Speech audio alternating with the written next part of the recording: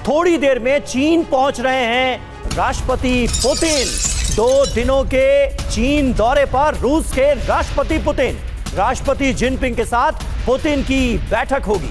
चीन और रूस के बीच कई करार होने की उम्मीद है, कई समझौते होने वाले।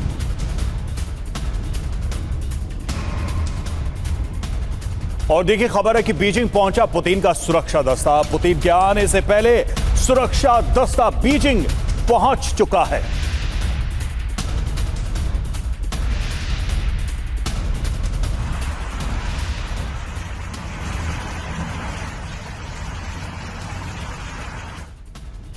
और इस दौरे की टाइमिंग बहुत अहम है। ईरान जंग के बीच पुतिन का बीजिंग दौरा हो रहा है। अमेरिका ईरान तनाव और ताइवान के मुद्दे पर भी दोनों नेताओं के बीच बातचीत संभव है। यूक्रेन युद्ध पर भी बातचीत हो सकती है। दोनों नेताओं के बीच कई द्विपक्षीय मुद्दों पर भी चर्चा होगी। ये तस्वीरें आपको दिखा रहे हैं बीजिंग में पुतिन के सुरक्षा दस्ते की। ये तस्वीरें देखिए, काफिला पहुंच चुका है। पूरा सुरक्षा का तामझाम जो है वो बीजिंग की सड़कों पर नजर आ रहा है। पुतिन की जो सिक्योरिटी टीम है वो बीजिंग पहुंच चुकी है। थोड़ी देर में व्लादिमीर पुतिन बीजिंग पहुंचेंगे।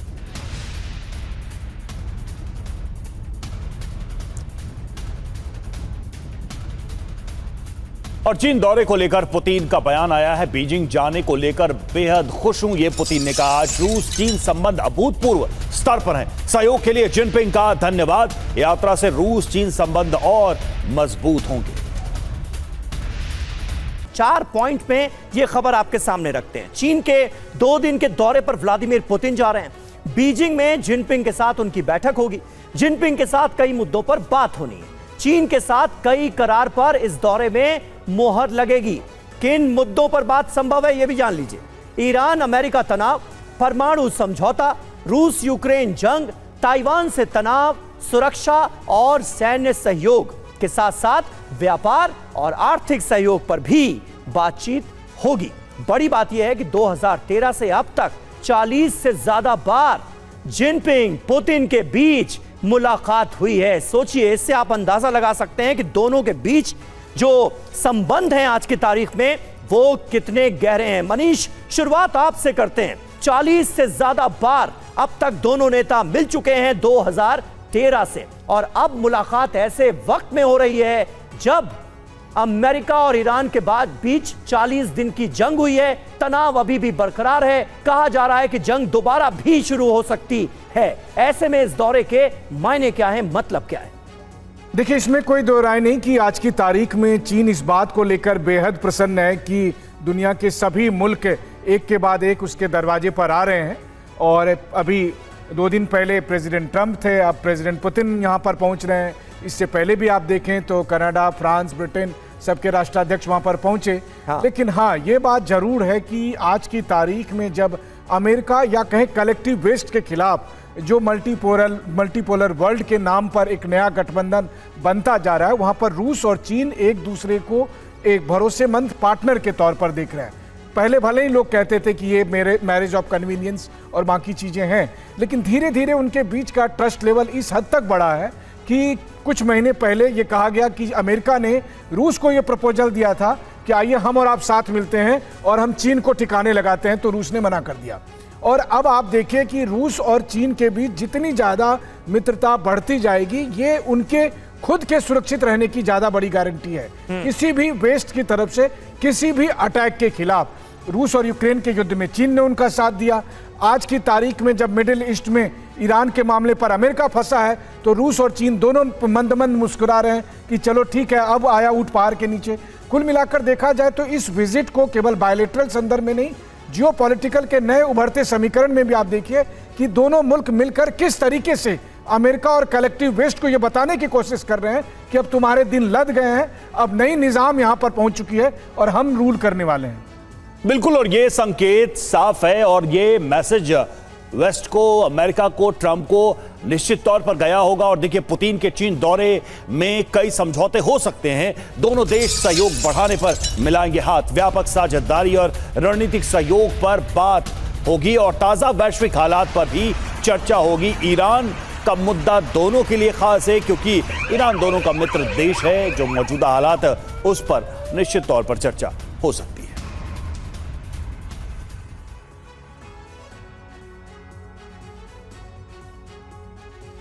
और देखिए, चीन और रूस की नजदीकी और मजबूत होती दोस्ती को जरा समझिए। अमेरिका के लिए यह टेंशन की वजह 2013 से अब तक चीन और रूस के बीच कई अहम समझौते हुए। आइए आपको बताते हैं कि दोनों देशों के बीच कब कब क्या समझौते हुए। ये जान लीजिए, 2013 तेल व्यापार विस्तार समेत ऊर्जा पर एक बड़ा समझौता हुआ। मार्च के महीने में सांस्कृतिक सहयोग समेत 30 समझौते हुए। 2013 में 2014 में दोनों देशों की ऊर्जा कंपनियों के बीच समझौते हुए और $400 अरब का यह समझौता था। सोचिए, इतने बड़े बड़े समझौते। 2015 की बात की जाए तो बेल्ट एंड रोड पहल को, इनिशिएटिव को यूरेशियन आर्थिक संघ से जोड़ने वाले समझौते हुए। और 2015 सितंबर में निजी कंपनियों के बीच 16 समझौते समेत ऊर्जा सेक्टर में 30 समझौते हुए। जून 2016 में ऊर्जा, हाई स्पीड ट्रेन, विमान निर्माण समझौते समेत निवेश परियोजनाओं पर हस्ताक्षर हुए।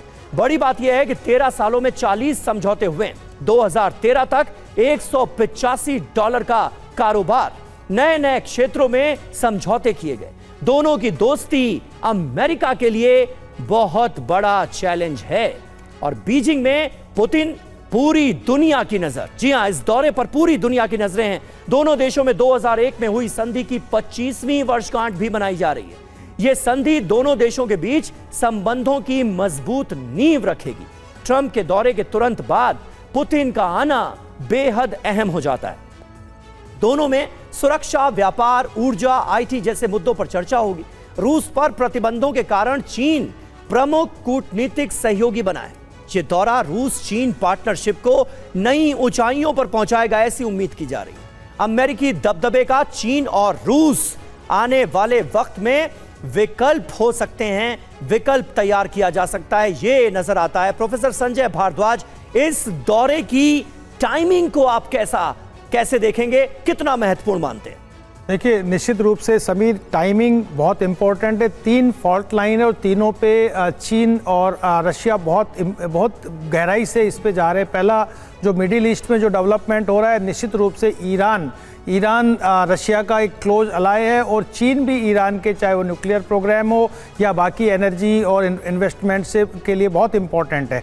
दूसरा फॉल्ट लाइन जो चीन देखता है ताइवान को, निश्चित रूप से ताइवान के विषय पे वो रशिया और चाहे वो नॉर्थ कोरिया हो, ईरान हो, इनका समर्थन की बात। तीसरा जो फॉल्ट लाइन है वो यूक्रेन का है और उसमें रशिया निश्चित रूप से एक कांस्टेंट सपोर्ट चाहता है। अब आप ये देखिए कि तीनों मुद्दों को, और बहुत हॉट इश्यूज हैं आज के दिन जो ये कहिए कि जियोपॉलिटिकल जो ग्रोइंग जियोपॉलिटिकल जो लैंडस्लाइड तैयार हो रहा है, उसमें आप ये देखिए कि जो इनकी पार्टनरशिप को देखिए, क्या कहते हैं, good neighbourliness and close friendship. दूसरा, नो लिमिट पार्टनरशिप। तो जिस तरीके के वर्ड्स ये यूज कर रहे हैं, ये इंडिकेट कर रहे हैं कि हम जो वेस्ट है उसके खिलाफ एक वेस्ट का जो एक इंस्टीट्यूशन है और जो वर्ल्ड का जो स्टेटस को है उसको बदलने की बात कर रहे हैं। उसमें ये डिफरेंट इंस्टीट्यूशंस में और डिफरेंट एग्रीमेंट्स के माध्यम से आगे बढ़ना चाहते हैं। देखो, एससीओ के मेंबर है, ब्रिक्स के मेंबर है, डिफेंस कॉपरेशन हो रहा है, टेक्नोलॉजिकल कॉपरेशन हो रहा है। लेकिन सबसे बड़ा जो एक नया अभी चाइना का सबसे बड़ा जो कंसर्न है कि constant uninterrupted supply of energy, वो चाहे मिडिल ईस्ट से मिले चाहे वो रशिया से मिले। उसमें जो साइबर 2 जो एक गैस पाइपलाइन क्रिएट कर रहे हैं मंगोलिया के माध्यम से, वो एक लंबा इन्वेस्टमेंट है। उसमें गैसप्रोन और जो चाइना का जो पेट्रो चाइना जो कंपनी है, दोनों नेगोशिएट करने के लिए काफ़ी दिनों से इनके बीच में मशक्कत चल रही थी। तो चाइना अपने इंटरेस्ट को प्रोटेक्ट कर रहा है रशिया के माध्यम से। लेकिन एक बात और है समीर, रशिया देखिए एक बहुत प्राइड नेशन है, वो कभी भी एक पिवोटल स्टेट नहीं बनना चाहेगा चाइना। ठीक है। और वो पास्ट में भी देखा है कि चाइना जिस तरीके से ब्रीच ऑफ ट्रस्ट किया 1969 और 1970 में कि भाई बॉर्डर को इश्यूज को लेके, उसके लिए भी रशिया बहुत कॉन्शियस है। लेकिन अभी ठीक है, लेकिन सर जो मौजूदा हालात हैं और दुनिया में ये दिख रहा है कि भाई अमेरिका और जो जैसा कि मनीष ने भी कहा कि वेस्टर्न पावर्स की सिचुएशन खराब हो रही है, ऐसे में ये एक बेहतर मौका है दोनों लीडर्स और दोनों देशों के पास कि दुनिया में एक नया पावर सेंटर वो क्रिएट करें जिसको वो दोनों लीड करें। और देखिए इस दिशा में शायद ये दोनों देश आगे भी बढ़ जाएं। इधर ईरान के परमाणु कार्यक्रम पर रूस का बयान आया है। क्या है वो बयान, आपको बताते हैं। ईरान को यूरेनियम रखने का अधिकार, ये रूस ने कहा, शांतिपूर्ण उद्देश्यों के लिए यूरेनियम रखने का अधिकार है, रूस ने कहा है, और एनपीटी के तहत समान अधिकार होने चाहिए, रूस ने यह बात कही है।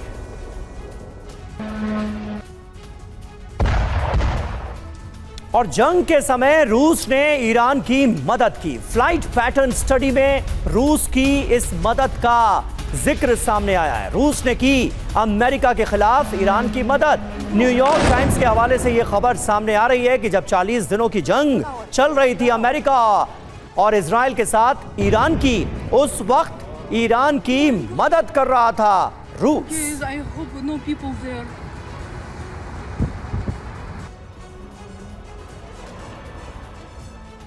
तो देखिए क्या जानकारी है वो आपको हम दे दें। अमेरिका से 39 दिन तक की जंग और ईरान का मददगार रहा रूस, ये खबर सामने आ रही है।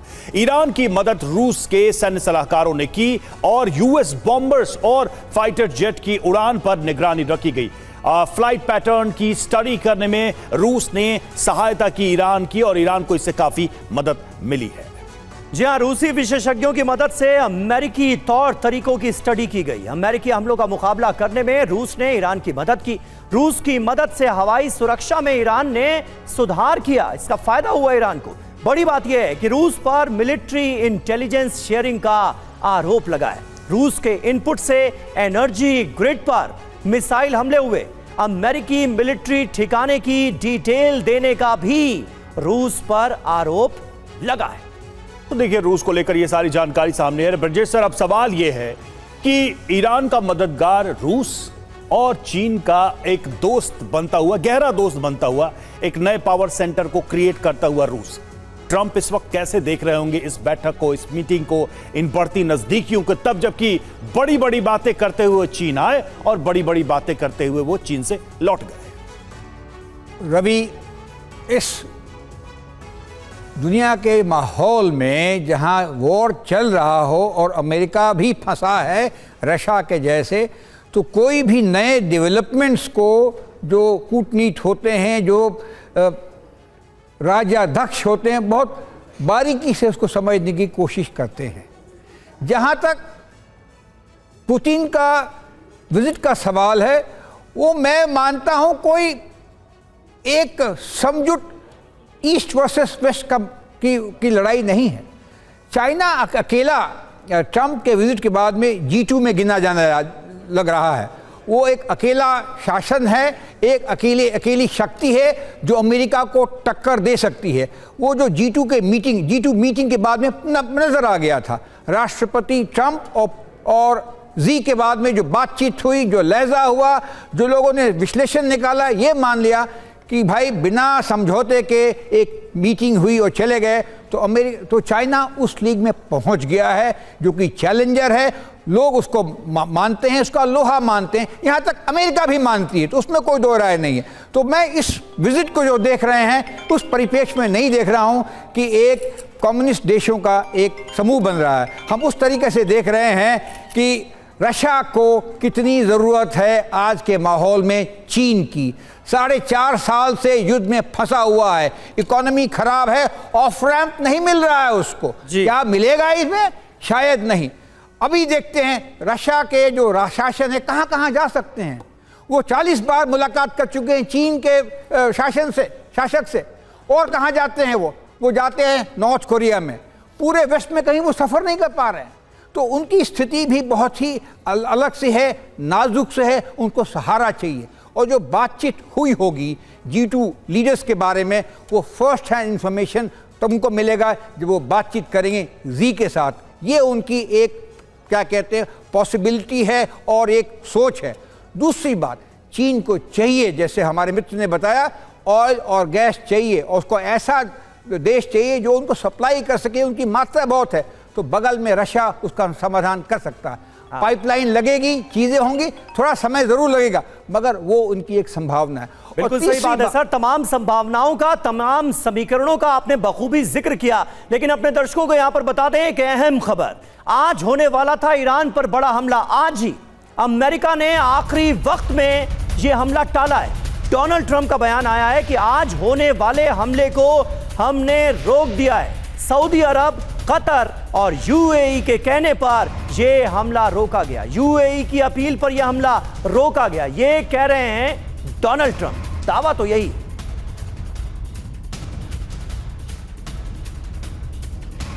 और अगर डील नहीं तो ईरान पर हमला करेंगे, ये भी ट्रंप कह रहे हैं। और क्या कह रहे हैं? अरब के देशों ने डील पक्की होने से का भरोसा दिया है। ट्रंप ने बयान दिया है अमेरिका की सेना हमले के लिए तैयार है, ये ट्रंप कह रहे हैं।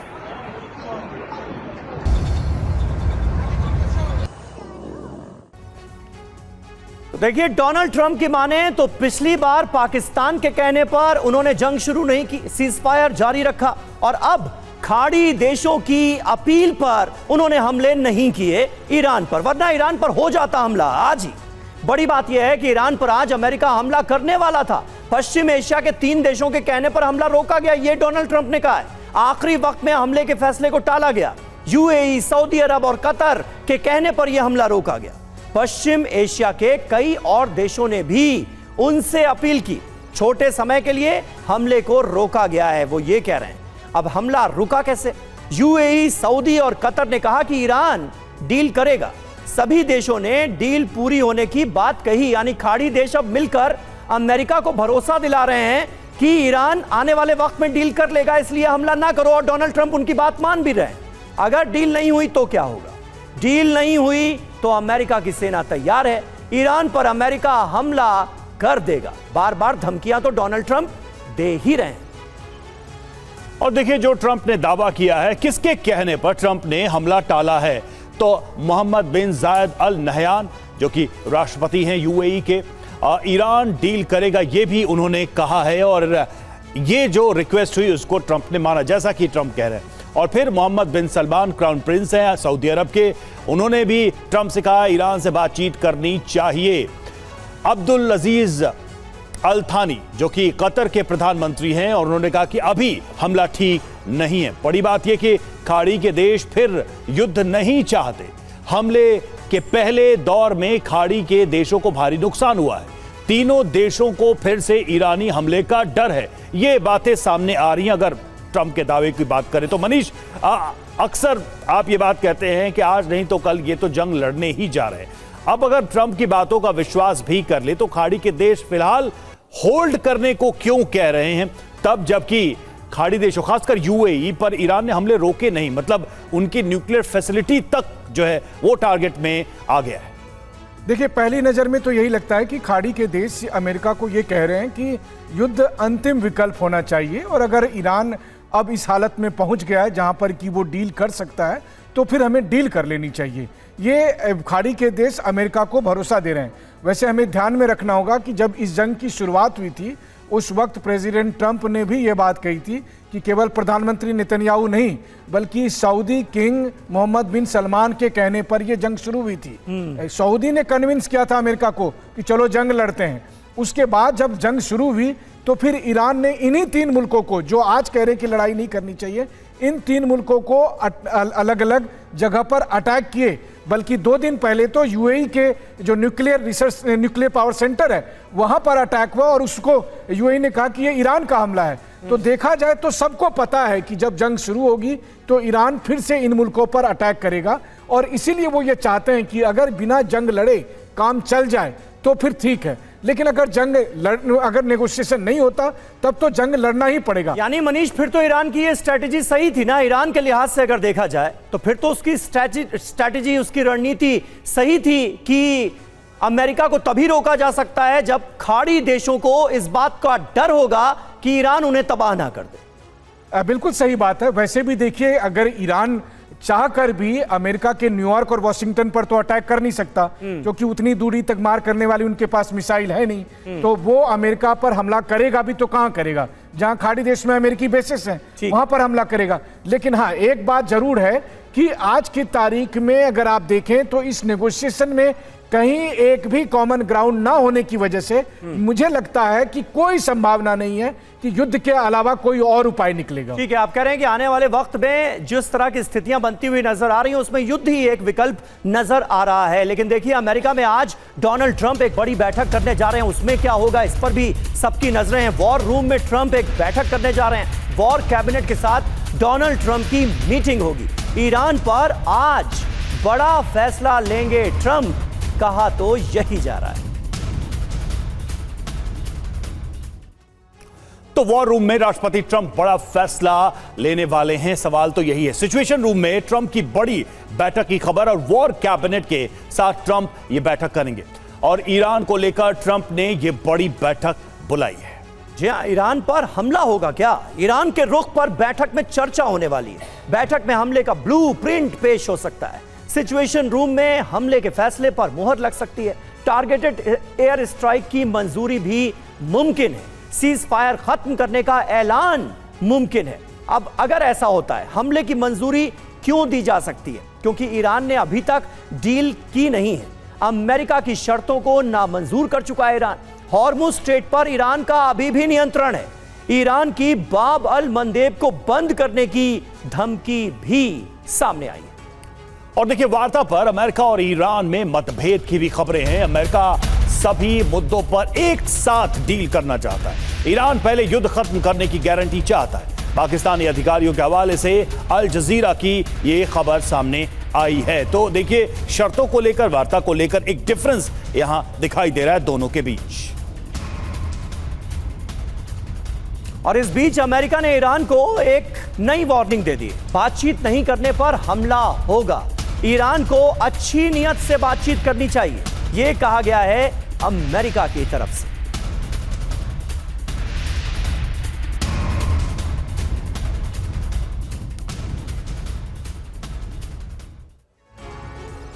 तो देखिए, अमेरिका की नई शर्त मानो नहीं तो हमला तय। क्या कहा गया? देर होने से पहले हमारे साथ डील करो, यह सीधी चेतावनी एक तरीके से आप देखिए। संवर्धित यूरेनियम सरेंडर करना ही होगा, यह भी शामिल है, और ये इस शर्त के साथ कि आपको मानना होगा, नहीं तो हम अटैक करेंगे। सिर्फ एक एटमी प्लांट की इजाजत होगी, यह भी शर्त में शामिल है। जी हां, युद्ध विराम जारी रखने की गारंटी नहीं है। युद्ध में नुकसान का कोई मुआवजा भी नहीं दिया जाएगा। बातचीत फेल तो सभी मिलिट्री ऑप्शन खुले हुए हैं, ये कुल मिलाकर बताया गया है। मनीष, अमेरिका शर्तें तो बार बार थोपने की कोशिश कर रहा है, लेकिन ईरान इन शर्तों को मानने के लिए रजामंद भी तो नहीं है।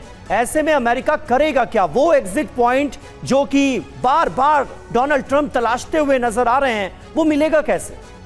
देखिए, ईरान के साथ व्यवहारिक दिक्कतें हैं, और व्यवहारिक दिक्कत यह है कि पहली बात तो आप किसी पक्ष से कैसे डील करेंगे जो हर मिनट शर्तों को बदल देता है।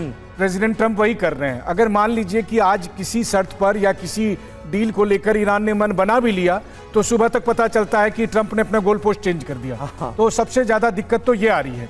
दूसरी बात आ रही है कि हम किसी भी डील को तब करेंगे जब सामने वाला ये कहे कि ठीक है, ये डील बराबरी पर हुई है और हम आपका भी सम्मान करते हैं। ट्रंप ये नहीं कह रहे हैं। ट्रंप ये कह रहे हैं कि पूरी दुनिया में तुम कहो कि मैंने नाक रगड़ा है, और मैं तुमको कहूंगा कि मैंने ईरान को ह्यूमिलिएट किया है।